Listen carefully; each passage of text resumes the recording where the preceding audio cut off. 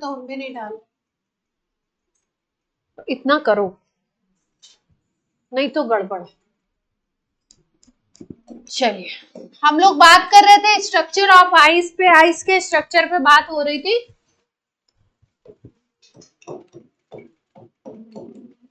तो आइस के स्ट्रक्चर में ये बात हो रही थी कि आइस का स्ट्रक्चर कैसा होता है, क्या बताया था मैंने, केज लाइक होता है।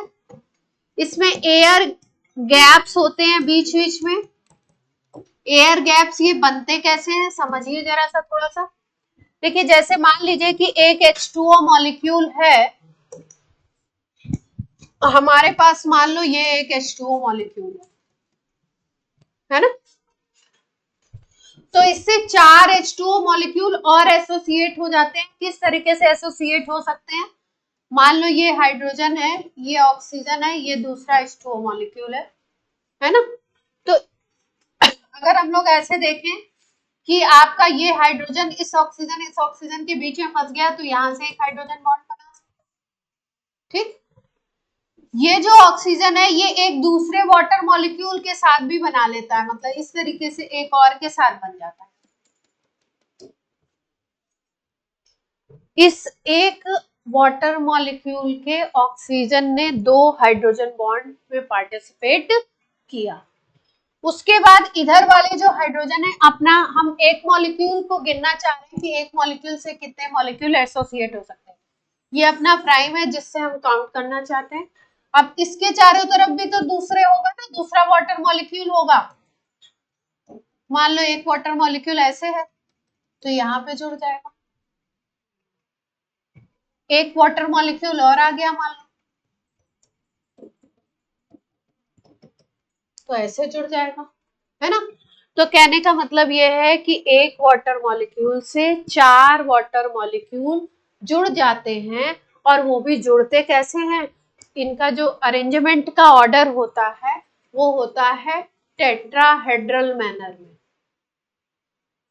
कैसे जुड़ते हैं, टेट्राहेड्रल मैनर में जुड़ते हैं। टेट्राहेड्रल मैनर आपको सिखाया मैंने कैसे, अगर बीच में एक H2O होगा तो इधर एक H2O हो जाएगा, इधर की तरफ एक ऐसे और एक ऐसे, तो बीच बीच में क्या बनता है, एयर गैप बन जाता है।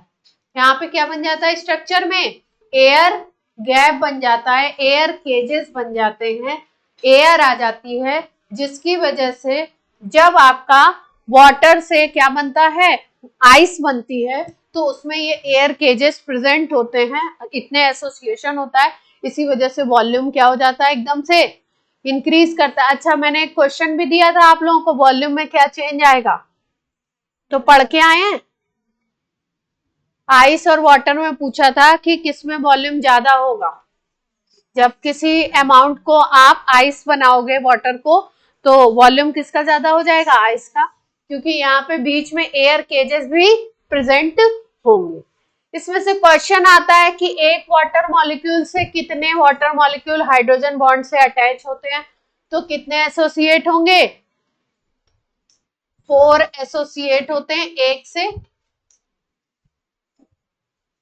कभी कभी क्वेश्चन पूछते हैं ओवरऑल में अगर हम देखें एक वाटर मॉलिक्यूल तो टोटल कितने का एसोसिएशन बनाएगा, तो 5 वाटर मॉलिक्यूल का एसोसिएशन बना लेगा। एक है 4 से अटैच है तो 5 का एसोसिएशन बन गया। हाइड्रोजन बॉन्ड कितने बनाता है, 1 2 3 4। अगर एक वाटर मॉलिक्यूल है तो कितने हाइड्रोजन बॉन्ड बनाएगा, 4H बॉन्ड बनाता है, 1H2। ये डिटेल नोट कर लीजिए। केज लाइक स्ट्रक्चर होता है, इसी वजह से वॉल्यूम क्या हो जाता है, बढ़ जाता है। वॉल्यूम ऑफ आइस क्या होगा, ज्यादा हो जाएगा वॉल्यूम ऑफ वाटर से, अगर सेम अमाउंट को आप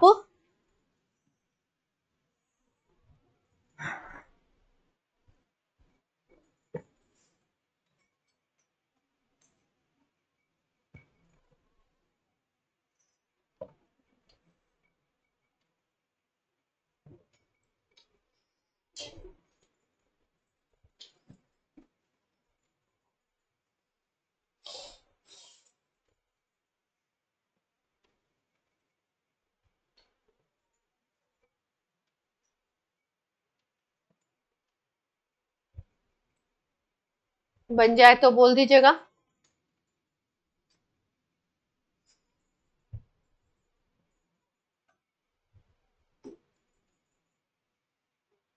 क्योंकि ये टेट्राहेड्रल बनाया नहीं है इसलिए आपको लिख दिया है कि टेट्राहेड्रल में अरेंज होगा।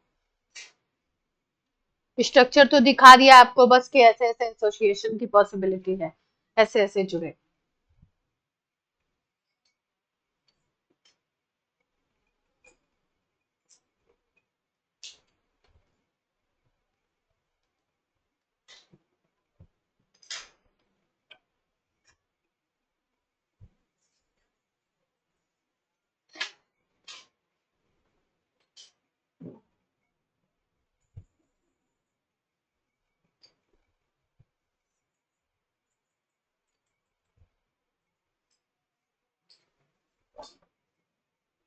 क्लियर है यहां तक बात?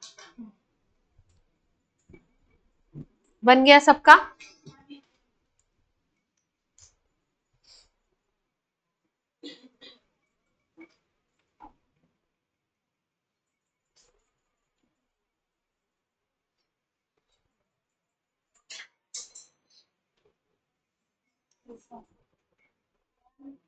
हो गया? अब देखो फिजिक्स में ही पढ़ोगे, यहाँ पे भी बता देते हैं आपको कि बोलते हैं कि जो वाटर की डेंसिटी है ना, वाटर की density maximum at 4 degree centigrade, water की डेंसिटी 4 डिग्री सेंटीग्रेड पे मैक्सिमम देखी जाती है। 4 डिग्री सेंटीग्रेड का मतलब केल्विन में निकालोगे तो कितना आ जाएगा?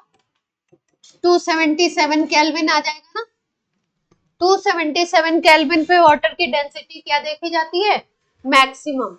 और अगर हम लोग ग्राफ खींचते हैं वाटर की डेंसिटी, केवल वाटर के लिए है ये बात, और टेम्परेचर के बीच में तो हम लोग देखते हैं 0 से 4 तक डेंसिटी बढ़ती है, ये 0 है और यहाँ पे है आपका 4 डिग्री सेंटीग्रेड टेम्परेचर, और 4 से फिर जब आगे बढ़ते हो तो डेंसिटी डिक्रीज होती है। 0 से 4 के जोन में डेंसिटी बढ़ेगी, 0 to 4 डिग्री सेंटीग्रेड तक डेंसिटी में क्या आता है? इंक्रीज होता है। एट 4 डिग्री सेंटीग्रेड पे मैक्सिमम पे पहुंचती है, और फिर उसके बाद अबव 4 डिग्री सेंटीग्रेड क्या होता है? डिक्रीज होने लगती है। ऐसा क्यों होता है इसको समझते हैं।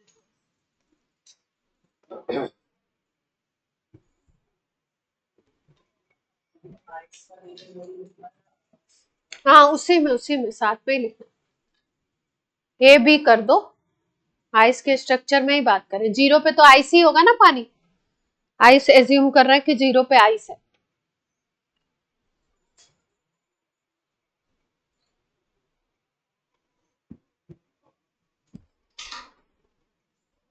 अब एक्सप्लेन करें इस बात को। देखो जैसे हमने बोला कि भाई 0 डिग्री सेंटीग्रेड पे आइस है, अब आप क्या कर रहे हो? इसका टेम्परेचर बढ़ा रहे हो। टेम्परेचर हमने क्या किया?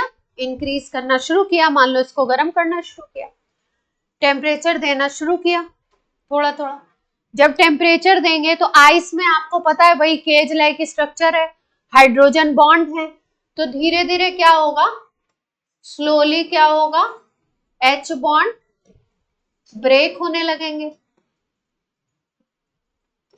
H बॉन्ड की ब्रेकिंग स्टार्ट हो जाएगी।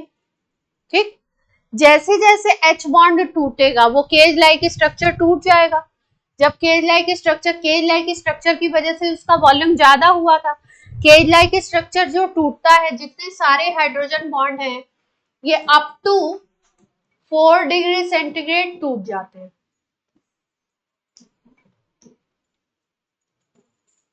4 डिग्री सेंटीग्रेड तक जैसे ही टेम्परेचर उतना मिलता है तब तक क्या होता है? जितने हाइड्रोजन बॉन्ड हैं उसमें सारे के सारे टूट जाएंगे। तो जो केज लाइक स्ट्रक्चर जिसकी वजह से वॉल्यूम ज्यादा हुआ था वो केज लाइक स्ट्रक्चर खत्म हो गया। जैसे जैसे वो खत्म होगा वैसे वैसे वॉल्यूम डाउन होगा। पहले वॉल्यूम ज्यादा था, जैसे जैसे वो केज लाइक स्ट्रक्चर खत्म होगा वैसे वैसे वॉल्यूम क्या होगा, डाउन होगा। और हमको पता है कि डेंसिटी क्या होती है, मास बाई वॉल्यूम, है ना।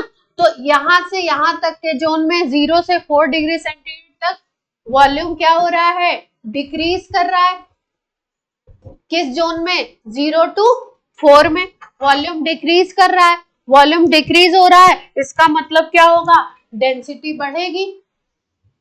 m बाई वी है, मास उतना ही रखा है हमने, तो डेंसिटी बढ़ेगी। तो धीरे धीरे बढ़ती जाती है, जैसे जैसे बॉन्ड ब्रेक होता जाता है वैसे वैसे वॉल्यूम बढ़ता जाता है। वॉल्यूम बढ़ेगा तो आपका डेंसिटी क्या होती जाएगी, इंक्रीज करती जाएगी। वॉल्यूम कम होगा, सॉरी दूसरी बात बोल दी हमने, वॉल्यूम डिक्रीज कर रहा है तो डेंसिटी बढ़ती जाएगी। 4 तक सारे बॉन्ड ब्रेक हो गए। अब सारे बॉन्ड ब्रेक हो गए तो 4 पे जाकर के जो डेंसिटी मिली वो क्या मिल गई, मैक्सिमम डेंसिटी मिल गई। मैक्सिमम क्यों बोला, पहले इतनी थी फिर उसके बाद इतनी डेंसिटी पे पहुंचे। अब 4 के बाद क्या होता है कि सारे जितने आइस का स्ट्रक्चर था वो खत्म हो गया, जितने हाइड्रोजन बॉन्ड थे वो खत्म हो गए। अब वाटर मॉलिक्यूल 4 के बाद जो होता है हीट होना शुरू हो जाता है। तो 4 के बाद जब वो और हीट होता है तो इस केस में यहां तक, यहां से यहां तक के जोन में क्या होता है, अब काइनेटिक एनर्जी उसकी इंक्रीज करती है। आपने कहीं पढ़ा होगा टेम्परेचर जब मॉलिक्यूल का बढ़ाते हो तो धीरे धीरे क्या होता है, काइनेटिक एनर्जी इंक्रीज करने लगती है। काइनेटिक एनर्जी जब इंक्रीज करेगी तो मॉलिक्यूल फिर क्या होंगे, दूर दूर भागने लगेंगे। जैसे जैसे दूर दूर भागेंगे तो फिर वॉल्यूम को क्या करेंगे, पहले डिक्रीज हो रहा था, वॉल्यूम क्या होगा, इंक्रीज करेगा, एक्सपेंड होगा। हीट करोगे तो एक्सपेंड होगा। जैसे ही एक्सपेंशन होगा अब ये वाले जोन में वॉल्यूम इंक्रीज कर रहा है, तो वॉल्यूम इंक्रीज करेगा तो डेंसिटी को क्या होना पड़ेगा, डाउन होना पड़ेगा। तो इसका मतलब ये है 0 to 4 तक बॉन्ड ब्रेक होते हैं, इसलिए जो आइस का वॉल्यूम था वो धीरे धीरे कम होता है, इसलिए आपकी डेंसिटी क्या होती है, बढ़ती है। 4 तक जाके सारे बॉन्ड ब्रेक हो जाते हैं, वहां पे मैक्सिमम डेंसिटी रिपोर्टेड है वाटर की। और उसके बाद जब आप और गर्म करते हो 4 के बाद तो क्या होता है, फिर एक्सपेंशन होने लगता है, काइनेटिक एनर्जी बढ़ती है, मॉलिक्यूल भागने लगते हैं, एक्सपेंशन होता है। एक्सपेंशन की वजह से उस जोन में अब 4 के बाद वॉल्यूम बढ़ेगा, और वॉल्यूम जब बढ़ेगा तो डेंसिटी क्या होगी, कम होगी। वाटर में ये स्पेशल केस है, वैसे हम इन जनरली बोलते हैं कि अगर टेम्परेचर दोगे तो डेंसिटी क्या होगी आपकी, कम ही होगी, वॉल्यूम एक्सपेंशन होगा, क्योंकि water is a special case. हाँ,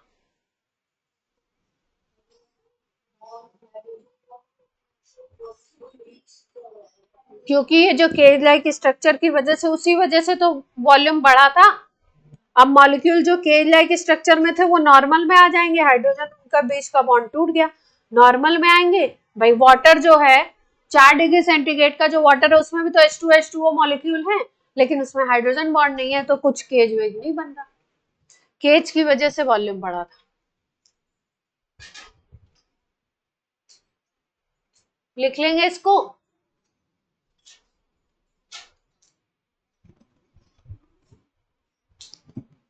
after 4 degree centigrade volume increases so density decreases।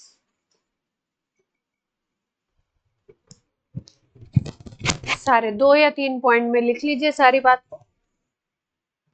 0 to 4 तक लिख लो, 4 एंड अबव लिख लो, और एट 4 लिख लो। एट 4 मैक्स है डेंसिटी। सबके जितने बाकी सब हैं उनके केस में ये होता है कि आपका टेम्परेचर बढ़ाओगे तो डेंसिटी कम होगी,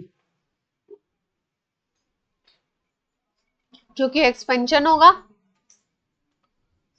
water is a special case.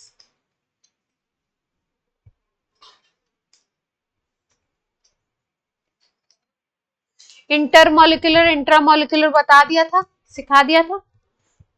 इसमें कुछ क्वेश्चंस आते हैं, उन क्वेश्चंस पे थोड़ी सी बात कर लेते हैं। ये नोट हो जाए तो बोल दीजिए। क्वेश्चंस पे बात कर लें थोड़ा सा हाइड्रोजन बॉन्डिंग को।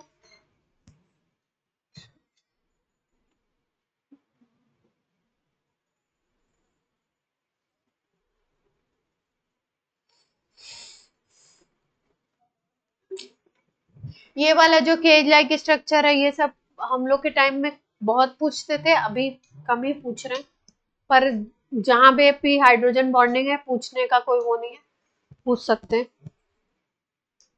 अभी रिसेंट ईयर्स में नहीं पूछ रहे, रिसेंट ईयर्स में हाइब्रिडाइजेशन, एमओ थ्योरी, भर भर के क्वेश्चन आ रहे। इसमें देखिए क्वेश्चन क्या है, बोला जाता है कि HF is a liquid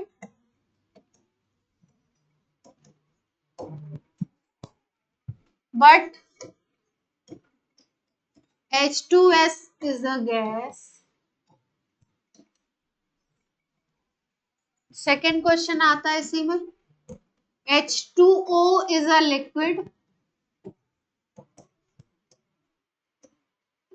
but H2S is a gas।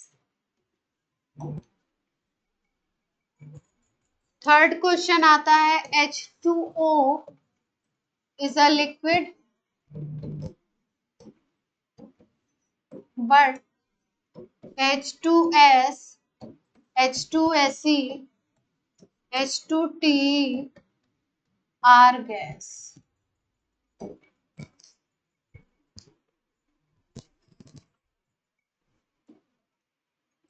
Periodic classification हमने पढ़ा हुआ है।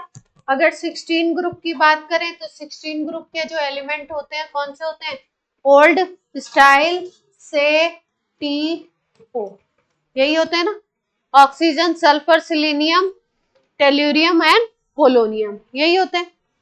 बोला गया जब हाइड्रोजन ऑक्सीजन के साथ कंपाउंड बनाता है तो H2O बनाता है, हाइड्रोजन जब सल्फर के साथ बनाता है तो H2S बनाता है, हाइड्रोजन जब सिलीनियम के साथ बनाता है H2SE बनाता है, हाइड्रोजन जब टेल्यूरियम के साथ बनाता है तो H2TE बनाता है ना। पोलोनियम रेडियो एक्टिव, इसलिए इसकी बात नहीं करते, छोड़ दिया इनको।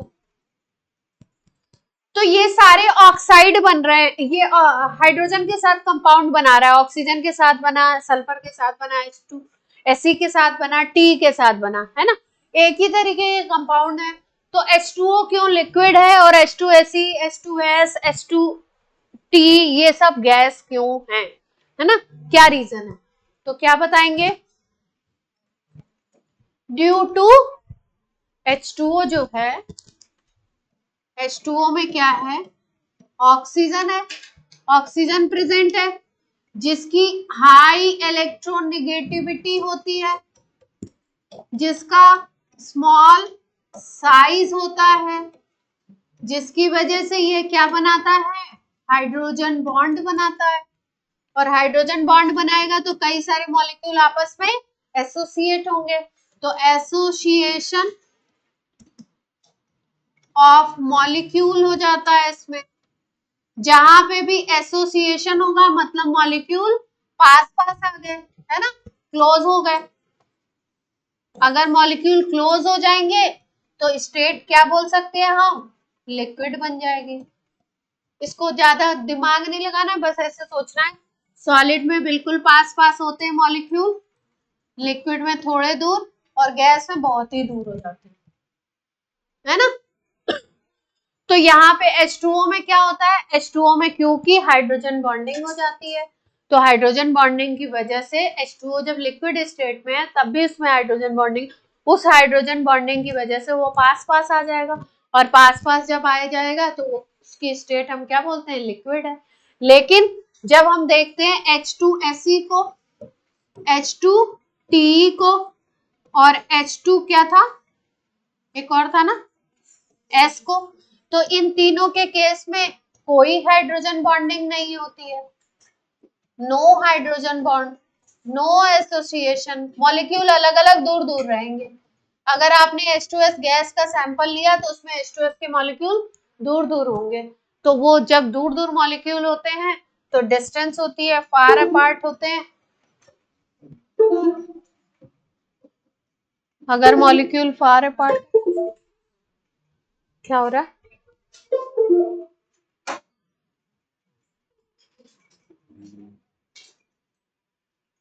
अरे कुछ नेटवर्क प्रॉब्लम।